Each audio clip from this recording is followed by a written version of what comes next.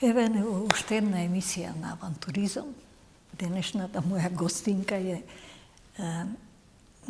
можам да кажам, една од најстарите пријателки, новинар, со кого соработувавме долги години. Кажи ми нешто повеќе за себе и за својата работа, во смисла на тоа дека твоето пишување беше сведено во главном на култура и туризам. Токму така. Значи, јас сосема случајно влегов во новинарските води, инаку моето име е Милева Лазова. Извини. Да. Сосема случајно влегов.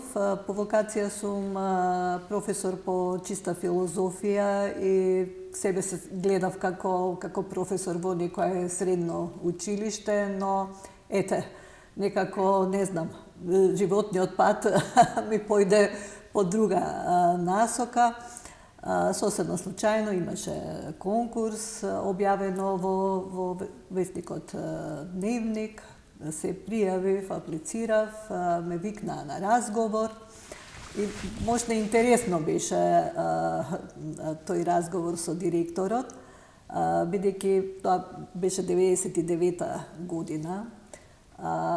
Тогаш немавме толку компјутери, нели, повеќе себе имаше, нели, машини за куцање, така.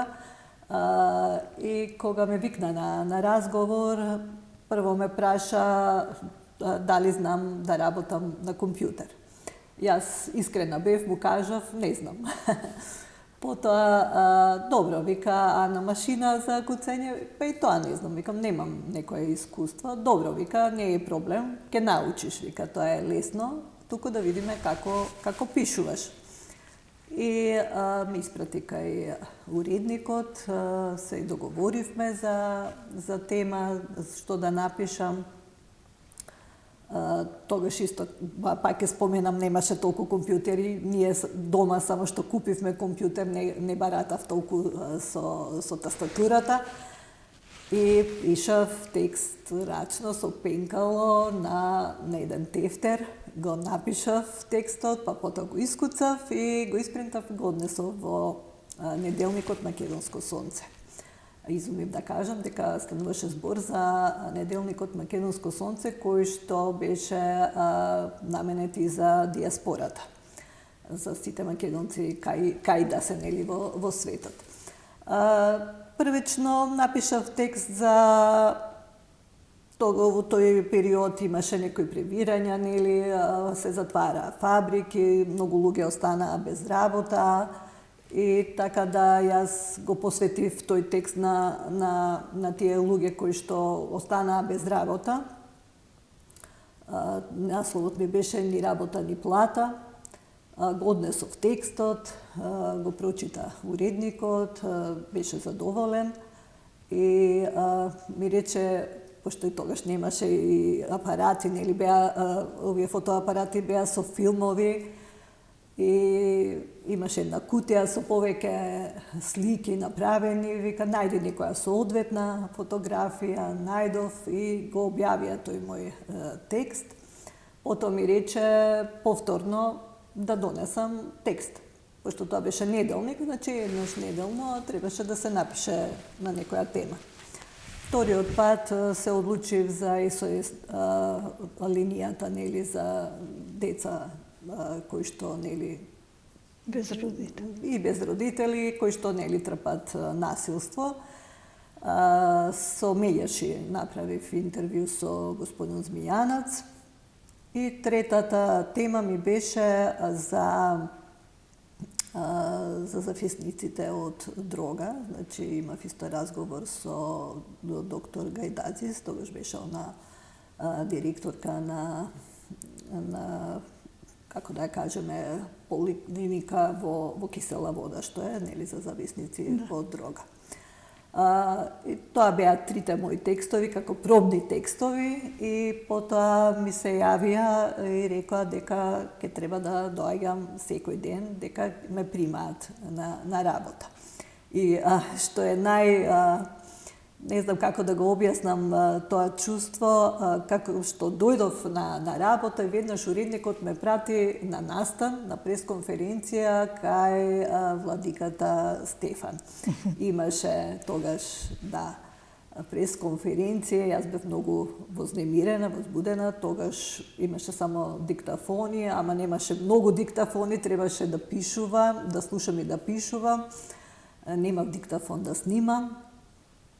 Бев на вистина голем предизвик ми беше, значи многу голем тест од страна на уредникот. Бев на пресконференцијата, напишав текстот, исто така беа задоволни од сработеното и почнав редовно веќе да си пишувам да работам всушност во Македонско сонце. Сега не почнав веднаш со култура, прво здравство. Пишував за здравство, потоа пишував за социјала и на крајот почнав, така се пронајдов во културниот сектор, па почна интервјуата со нашите легенди, Васка Илиева, Сариевски, Александар Сариевски, Петранка Костадинова, покојна, еве и тука може и подоцна ќе стане збор и за мојата книга што сега по повод 25 години новинарска кариера ја издадов во месец мај. Исто така во секторот култура влегоа и тие установи како што се музеите, музеј на Македонија, тогаш беше археолошкиот музеј не беше се уште изграден и се сеќавам првата средба, првото запознавање со вас горде беше кога одевме организиран од Министерството за култура преку музеј на Македонија, одевме на еден археолошки локалитет, а често пати не носеа на тие наши археолошки локалитети, што беше голем плюс за општо за Македонија, односно за историјата, бидејќи пишувавме текстови за археолошките локалитети кои што се големо богатство. Така да се редеа тие текстови од 99-та до сега, односно до 2009 година. До тогаш работев во Македонско сонце неделникот и тогаш и со тебе, тој беше моментот кога се запознавме и потоа си соработувавме, ти ни кажа за матка дека која исто во тоа време многу малце се знаеше и мислам дека први пишувања за матка беа преку Македонско сонце. Толку така, неколку интервјуа чинам дека имавме направено за матка и преку твојот со тебе разговорот дознав многу работи за матка која што не сум ги знаела ни ја самата, а еве колку ни е блиску до главниот град, до Скопје. Така да, а преку моите текстови, значи со тебе разговорот пренесе на текстовите на страниците на Македонско сонце и нашите читатели не само во Македонија, туку и надвор од Македонија дозна многу за непознатата матка. Тие надписи и ден денеска може да се најдат на пребарувачите и многу ми е драго што на некој начин започнавме да зборуваме околу матка, бидејќи матка и ден денеска е многу малце се знае вредностите нејзини и она што таа го поседува. За жал, иако е споменик на природата, отиде во некоја друга страна која не кажува ништо добро и не кажува ништо дека тоа ќе се одржи онака како што треба. Мене кога зборуваме за матка секогаш ме боли, бидејќи матка заслужува многу повеќе од тоа што е денеска и начинот на кој таа се препознава. Мене ми беше многу драго и задоволство да на прв пат дадеме информација околу тоа кои ќе бидат пренесени. Токму овој разговор што го водам со тебе е начинот да покажам дека е многу битно да се пишува и да се знае за нештата што ги имаме. Македонија има многу богатства, има многу потенцијал за тоа да се развие во туристички цели и буквално да живее од туризам. Токму така, еве јас како обичен граѓанин неколку пати бев на Матка, исто така мои пријатели од Кичево изразија желба да ја видат Матка, бидејќи не биле никогаш, а слушнале дека е преубаво и ги однесовме, ги прошетавме, но малце разочарувачки со оглед на тоа дека ние правевме разговор за Матка, колку е убава и колку е значајна за Македонија и тоа природно богатство што го имаме таму, но тоа природно богатство е нарушено со тие градби, а исто така забелешката ни беше што пред да се влезе, да се оди на кај тие тесни патчиња до Матка, до крајот, до црквата Свети Андреја, така беше, беше многу нечисто. И тоа навистина и мене исто тоа ме заболе, затоа што нема канти за отпадоци. Има недоволно, меѓутоа и тоа не има, но дел се искршени, клупите исто така се дел има, дел се искршени. Црквата Свети Андреја не е отворена, не можете секогаш да ја посетите. Сега беше Свети Андреја празникот. Едноставно, нешто што во моите сеќавања беше дека италијаните кога доаѓаа чекаа на ред да влезат во неа, да ја видат и беа одушевени од тоа што го имаме. Ние не знаеме тоа да го цениме, за жал. Токму така, јас се сеќавам исто кога го правевме разговорот за Матка, чинам дека на црквата Свети Андреја имаше рака од крале Марко или така, да. И таа приказна за крале Марко, јас го работам како здружение Кинг Марко Ленд, едноставно имавме со тебе разговори околу тоа, не успеа да заживее онака како што треба. Токму од тоа што вредностите не ги препознаваме и не знаеме да си направиме приказни околу нив, бидејќи приказната на некој начин е потенцијалот за туризам. Секој што ќе чуе нешто што ќе го привлече е начин да дојде тука и да го види.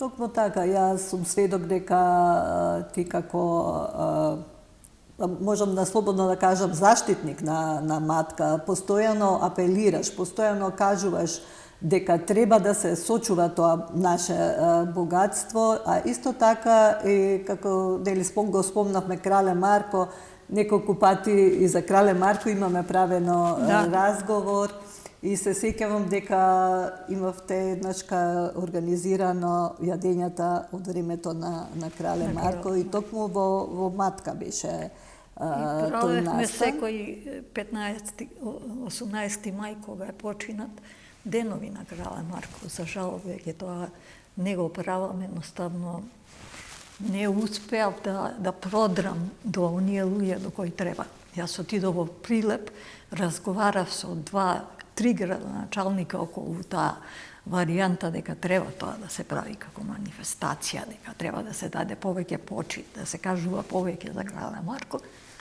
Не најдов соодветен начин да тоа го препознаат како потенцијал кој треба да се искористи. Токму така, беше интересно, беше преубаво организирано од твоја страна, ама повторно ќе забележам дека мислам дека само ние телевизија Сонце бевме како медиум. Токму тоа е тоа што како поддршка, значи всушност многу беше информацијата сиромашна во медиумите. Кога само еден медиум има интерес и само на еден медиум ќе се презентира, тоа е навистина не допира до секој. Да.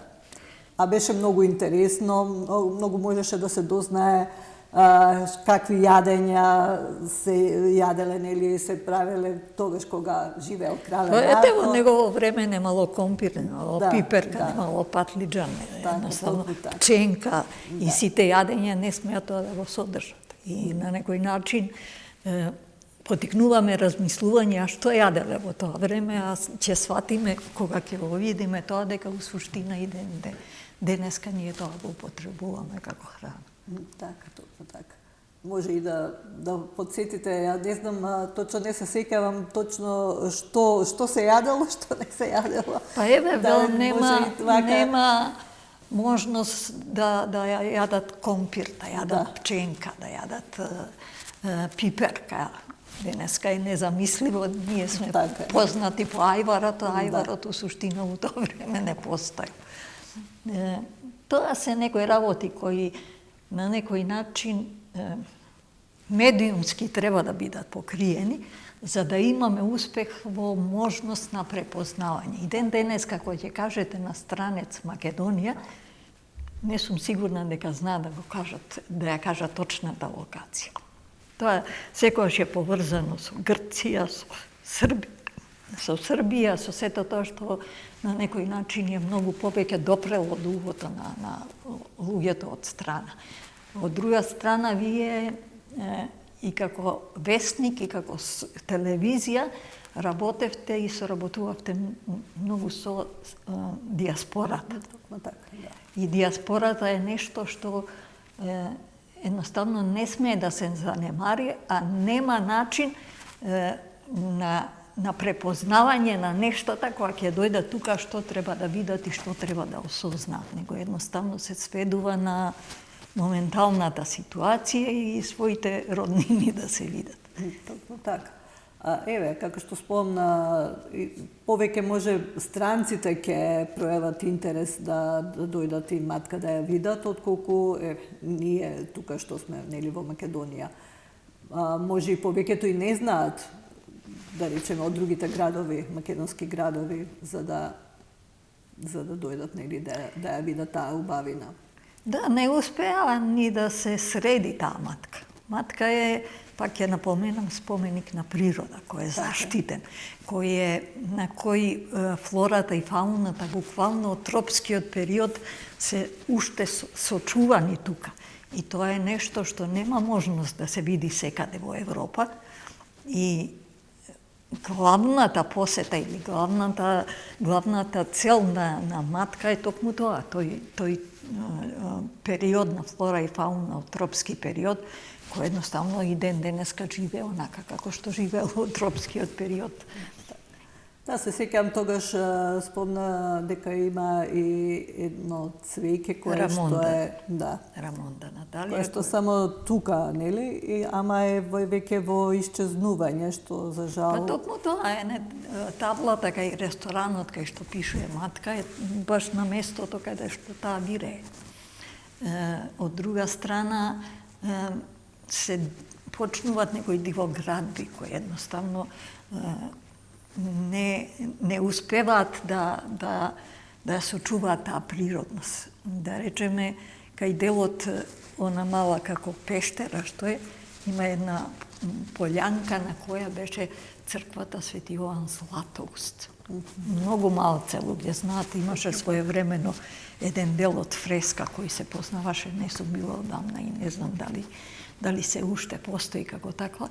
Меѓутоа таа приказна за Јован Златоуст, таа приказна за Великден, кога не оделе сочанци таму од озгора, не може да се дојде да се најдат љушпи од јајца фарбани. Навистина е нешто што на некој начин потикнува да отидеш да го видиш тоа и да го доживееш. Тоа единствено можеш таму, никаде на друго место. Така, но тоа многу се искомерциализира. Еве, нели, и Врело е тука, пештерата Врело.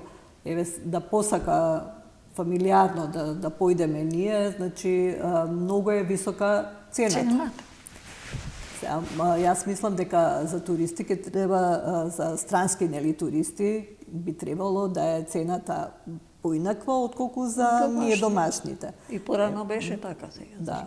Посакавме, например, со сопругот, со децата да отидеме да прошетаме, да ја видиме, нели, пештерата Врело, но беше прескапо. Значи, чинам дека беше околу 400 денари за еден човек. И тоа е премногу. Премногу е за нас. Да. Од друга страна и пештерата Врело веќе Ја многу пати сум кажала единствена пештера која се држи под клjuč и од која одредена група на луѓе живее од тоа. Едноставно тоа е недопустиво. Тоа е природна вредност која не може некој да ја земе и да што би било да сите пештери бидат под нечија раководство, да некој од тоа финансиски живее.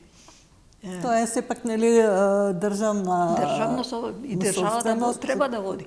Мислам дека јас и ти сме воделе разговори околу пештерите, сега ми се врати мислата таму, што е исто така туристички потенцијал.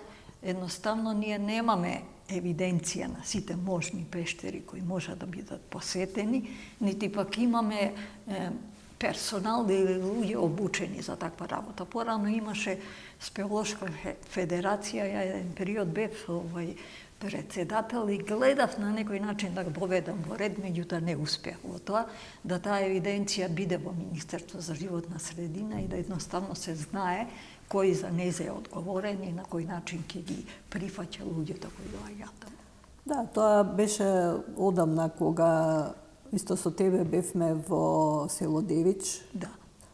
Каде што нели наши од диаспората беа дојдени и се вратија во својот роден крај, сакаа нели да си отворат фарма на ноеви, да започнат бизнис, но очигледно дека не им успеа, затоа што не беше регулиран извозот на месото. Така.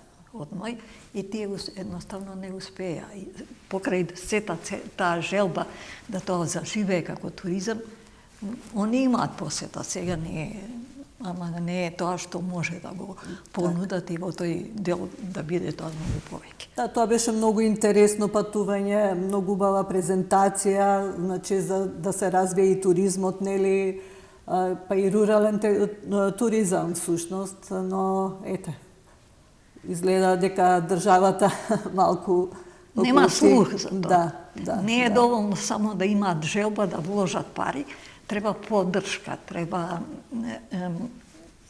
едноставно да се пишува за тоа, да се сними. Така.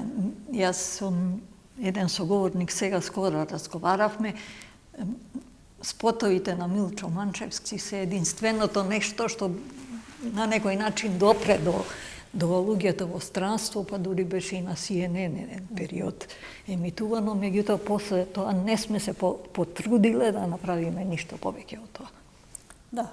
Тоа не знам се која година беше кога бевме нели во Девич, тука во близина е и Пешна, пештерата Пешна, и таа ја посетивме. Значи многу имаме тло за вистински туризам да се развие, значи да луѓе доаѓаат од, како се вели, од целиот свет и да ги видат тие наши убавини, но се сведува само на тоа, таа прошетка, ние напишавме текстови, нели, сепак отиде, нели, во медиумите се прочита, но на тоа остана. Па не е доволно само медиумите да го пишуваат, треба да биде на некој начин направена туристичка тура која ќе биде понудена на агенциите да ги работат. Нашите агенции, за жал, многу малце од нив носат гости во Македонија за да им ја покажат Македонија. Најголем дел од нив работат на продавање на авионски карти, аранжмани во странство, бидејќи тоа им е најлесно.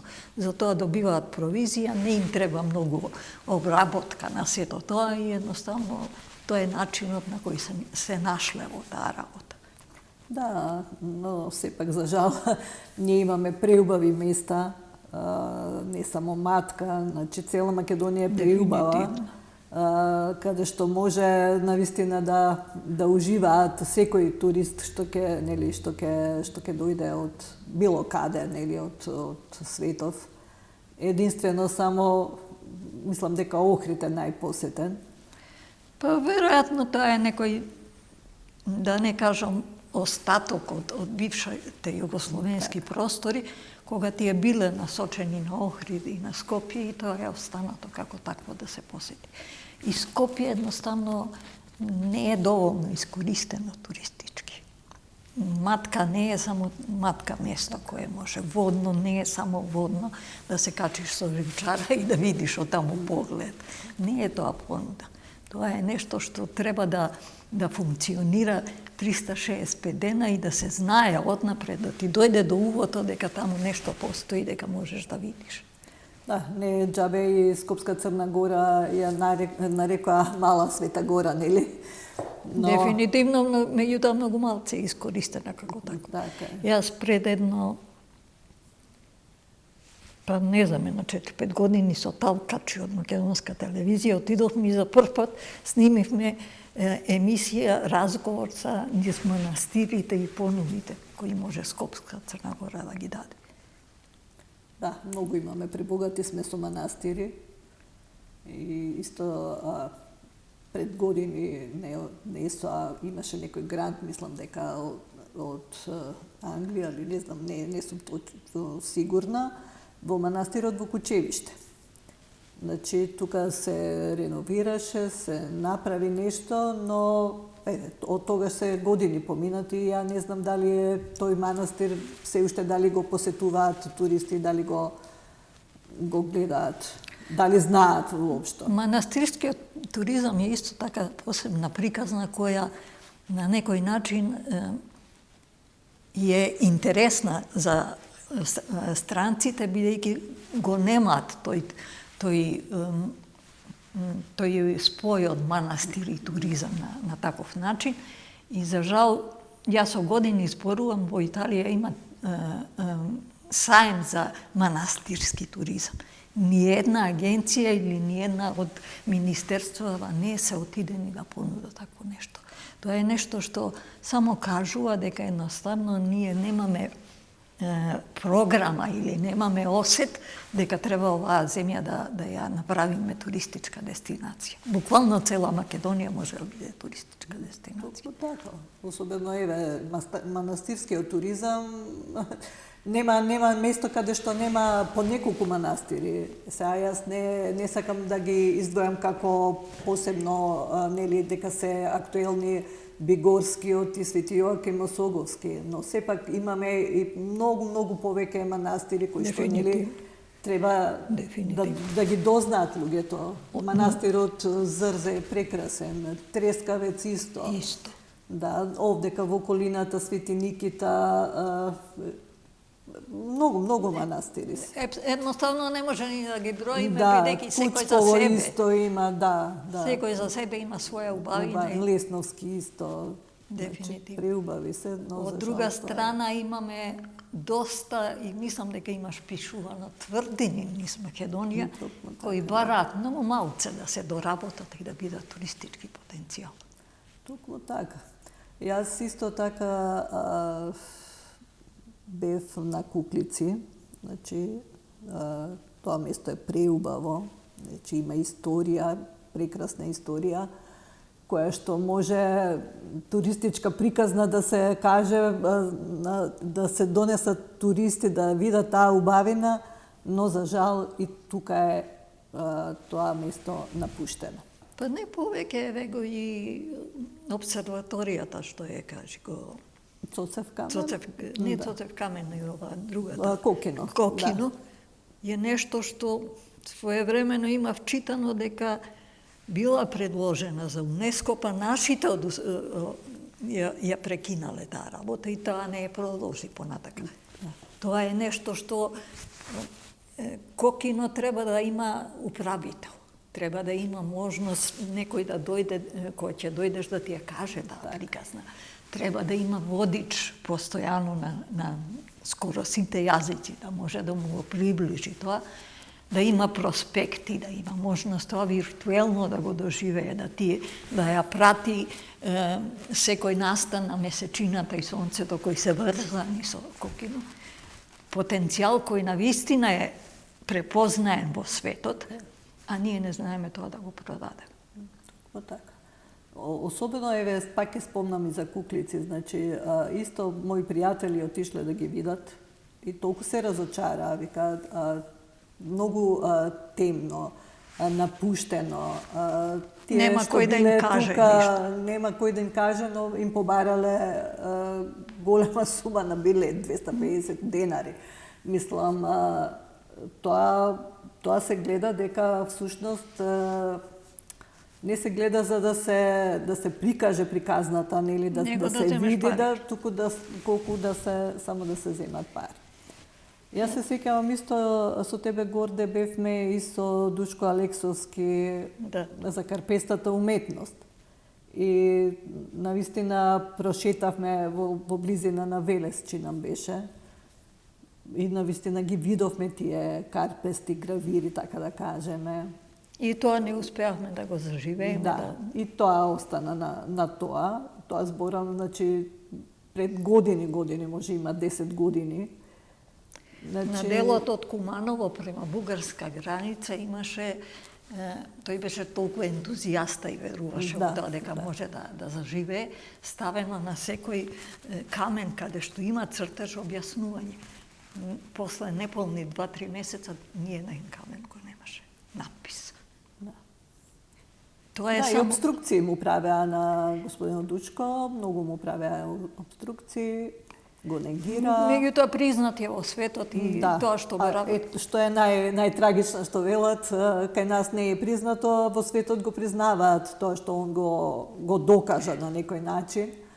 Не само тоа, него едноставно и него го призна како човек кој навистина многу тој ја рашета цела Македонија, напише, спреми 10 книги да објави, меѓутоа мислам дека не успеа да го направи тоа.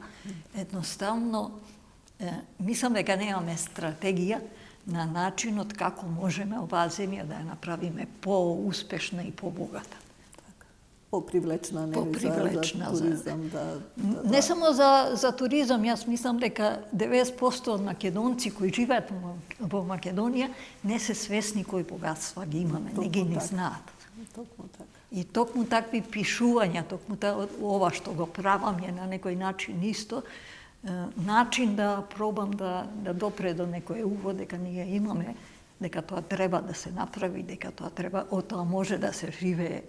Не е само посета, тука е водич, тука е сувенир, тука е храна, тука е организиран превоз.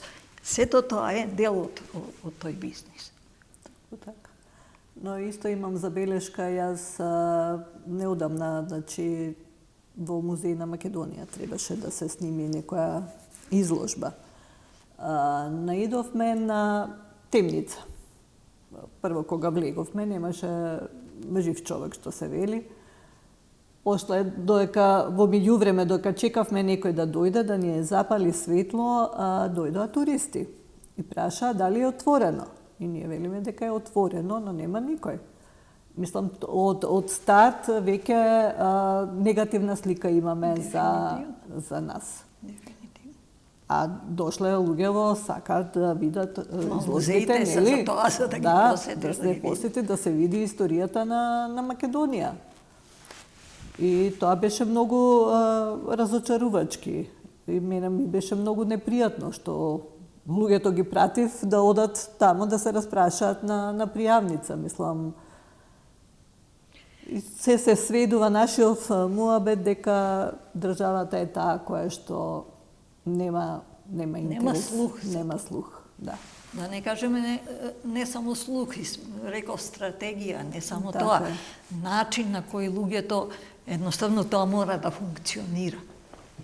Тоа што го велиш дека дошле странци, дека едноставно нема кој да ги пречека, нема кој да им каже, а верувам дека сигурно ќе наплатат билет за влегување. Тоа е само една лоша представа на нешто што навистина не знаеме да го правиме.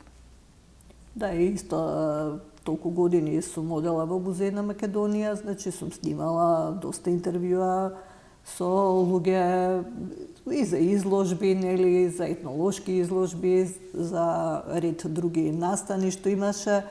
Во тој момент ми доаѓа што е, нели, за односи со јавност и вели дали имаме дозвола од директорот да снимаме. А веќе договорено интервјуто со кустосот кој што беше, нели, за изложбата. Жената дојде, се спремавме да снимаме и у меѓувреме ни доаѓа, вика, морате да имате дозвола од Да, и јас сум го директорот. Или од Министерство за култура исто така бара дозвола да има. Но јас мислам прв пат бев така затечена затоа што сепак ние ако ја снимиме таа изложба, таа ќе оди нели во јавност и ќе се дознае за незе. Сигурно. И тоа е плус за И за на некој музеот, начин не... ќе се направи почит према тоа што е тоа таму. Така е, така е. А еве, и јас ми дојде многу непријатно, мислам и па и се налутив, затоа што навистина треба да ги молиш за да снимиш, да ја презентираш тоа што они го имаат во музеот за да го види светот. Јас сум имала исто така на неколку пати проблем со тоа, бидејќи треба дозвола. Да. За нешто што е јавна установа, што е наменето на секој посетител, вие треба да барате дозвола. Тоа навистина никаде во светот нема. Да. Тоа требаше да пратам, значи барање, па дали ќе ми одобри директорот, па отиде изложбата више. Мислам... Јас имав такво искуство со крале Марко. Во музеот има една фигура која треба да не подсетува на крале Марко и исто така нешто сакавме да снимиме или што беше, не вратија затоа што немавме дозвола. Да, пред години исто со тебе бевме во Прилеп. Дали тоа беше патот на крале Марко, нешто така, некој настан беше? Да. Доста интересен. Па, додека го работев, додека бев, да речеме, помлада, додека можев да тоа го организирам, го правев. Меѓутоа, исто така, дојдов до зид во кој гледаш дека не можеш понатаму, дека едноставно си ја трошиш снагата на нешто што не допира до оние кои треба да тоа го разберат или да кажат дека не можеме ние крале Марко да не го презентираме низ Македонија или во странство или било каде што еден лик кој е балкански, со кој можеме да развиеме односи и со Србија, и со Црна Гора, и со Босна, и со Хрватска, да тоа биде соработка и да на некој начин се направи можност за туризам на сите тие подрачја, Бугарија, да не кажам, Албанија, Грција, секаде кај што има податоци за крале Марко, едноставно не го разбра тоа дека треба да го правиме и дека треба од овдека да потекне, бидејќи крале Марко сепак на овие терени живеел и работел. Да, додека ние со тоа се бориме, Бугарија и Србија си го присвојуваат крале Марко. Не само што го присвојуваат, него се тие во таа пропаганда и во тоа кажување за крале Марко толку многу го величат и никош не спомнуваат дека тој да го поврзат со Македонија. Сами сме си виновни. Токму така. И тоа е, за жал, нешто што не знам до кога ќе трае, меѓутоа мора да се смени на секој начин, за да ако сакаме да живееме од туризам, ако сакаме да ја промовираме нашата култура, мора да се промени нешто. Јас би продолжила понатака со твојата книга. Би сакала да ни ја представиш, да ни кажеш нешто повеќе од тоа, затоа што тоа е дел од она што ти го работиш и што на некој начин останало како пишан документ, иако твоето прво работење во врска со тоа било врзано со пишан документ. Токму така, значи, како што споменав, нели, уште на почетокот на интервјуто, 99-та година кога почнав, потоа, нели, покрај тие текстови што беа од социјала и здравство, почнав од културниот сектор и ги спомнав, нели, Васка Илиева, Сариевски, тие ми беа првите интервјуа, значи, со такви легенди. И јас тогаш бев многу, така да кажам, еве сега млада, неискусна како новинар, само што почнав да работам тоа. И како што спомнав ни на крај памет дека јас со новинарство еве толку години ќе се занимавам. Ми беше малку на почетокот кога требаше нели да закажам, тогаш немаше мобилни, морав на фиксен да најдам фиксен телефон од луѓево, да им се јавам, да договорам малце осекав страв. Сепак станува збор за македонски легенди, не е така само, а јас обичен новинар. И првиот пат кога беше со Васка Илиева, првото интервју ми беше и се јавив, жената ми закажа, поидов, ја најдов каде живее, ми ја отвори вратата онака домаќински како да сум дошла на како гости. Да се знаете со години. Да, како да се знаеме со години, си поправивме муабет, ме почасти со кафенце, со колачи, она што ги правела. Прве така си правевме разговор, неврзан разговор и после го направивме интервјуто и некако ме ослободи. Значи, тој страв ми исчезна и потоа почнав да го барам и Александар Сариевски и кај него кога отидов и таму малку ми беше така непријатно, страв некој. Но толку и тие со неговата сопруга ме примија ептен, што се вели домакински. Прво малце интересно беше кога го најдов, звонам на врата, летно време беше, отворена вратата, звонам, а слушам гласови и никој не доаѓа да ми отвори. Пак уште еднаш кад звонам и тој ми вели: еве идам, што си се раззвонила, вика, сега ќе ти отвора. И таму беше и новинарката Валентина Парго, Георгиевска Парго. Со нејзе тогаш се запознавме и денеска ми е пријателка и она на некој начин ми беше и рецензент на книгата. Направивме интервју на Сариевски и потоа се редеа тие интервјуа со Петранка, па и со Виолета Томовска, Блага Петревска, значи сите тие македонски легенди. И тоа се веќе години поминати, 20 на години, и кога еве сега нели бев во телевизијата од 2010 во телевизијата, тие интервјуа што ги правев со пеачите ги ставам нели на YouTube. А овие што ми беа нели во весникот, ми беа во архива. И така некако ми текна, викам се, зошто, викам, јас овие интервјуа не ги ставам на едно место. Значи, тоа се бројни интервјуа, не се сите тука застапени, гледав тие што се така да кажеме, што оставиле нели длабока трага во македонската музика. И решив да ги објавам во една книга, си ја насловив Зборовезница на едно новинарско перо. Во неа се... Убаво е да има спомени, да тоа остане. Книгата е нешто што секогаш ќе се прочита, секогаш ќе ја имаш. И едноставно е потребно на некој начин да тоа што си го направила се сочува на таков начин. Така, да. Како траен белек, што се вели на едно место, се тие интервјуа што сум ги правела нели повеќе години. Има и по некоја фотографија. Со Есма исто така, неколку пати сме правили интервју. Со Калиопи, со...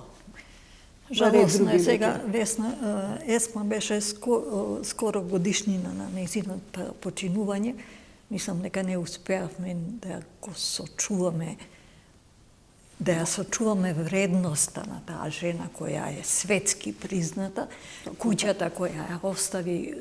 Сум се дружала многу со неа, тоа беше намера да делот на амфитеатарот се одржуваат манифестации врзани со музика, со туризам, со култура, да самата куќа биде музеј. Тоа е уште една приказна колку ние немаме осет да сочуваме тоа што вреди. Да, неколку пати со нејзе правев интервју, значи и во телевизија Сонце и за Весникот. Секогаш одевме кај нејзе дома, она сакаше така да не пречека, секогаш ќе имаше нешто замесено, направено, значи и она исто така ќе не пречекаше како што е редот, ќе си направивме интервју и со голема жар кажуваше за музејот дека го подготвува. Ќе не прошеташе, нели, во тој простор, се уште не беше, нели готов, но ете она почина и ето тоа се растури, падна во заборав како што велат, за жал. Ние исто за жал сме на крај со разговорот, мене брзо ми помина времето. Исто.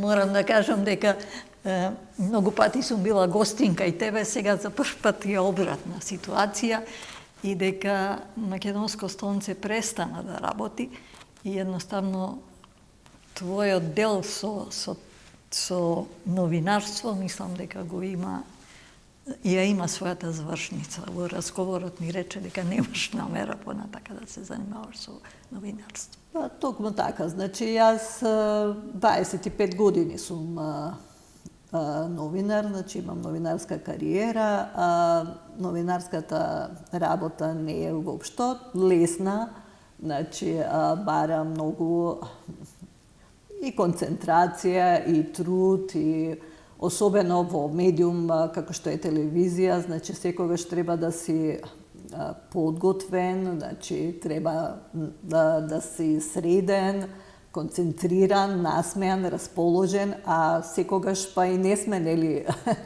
расположени, а мораме, нели, така да изгледаме на ТВ екраните и некако се осеќам изморена, искрено да кажам, затоа што многу брзо темпо е.